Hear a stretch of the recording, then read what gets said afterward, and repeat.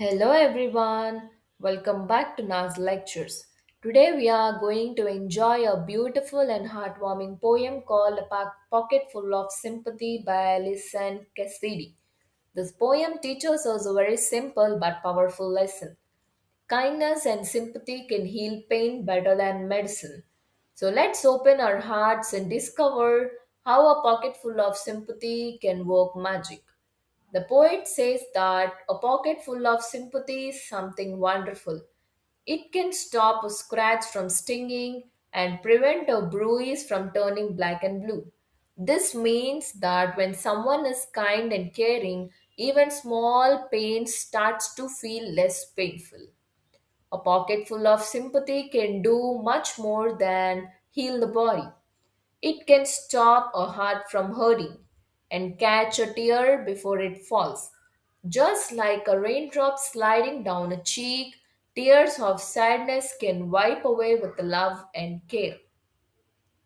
The poet reminds us that sympathy costs nothing at all. It is the cheapest plaster you will ever find. You don't need money to be kind. All you need is good heart. The poet compares sympathy to Lindsay's magic pudding. The magic pudding never finishes, and the same is true for sympathy. The more sympathy you give away, the more you still have left inside your heart. Dear students, this poem teaches us that sympathy heals pain, kindness is free, sharing love never makes us poor. The more we give, the more we have. A small act of care can make a big difference. So remember, always keep a pocket full of sympathy with you.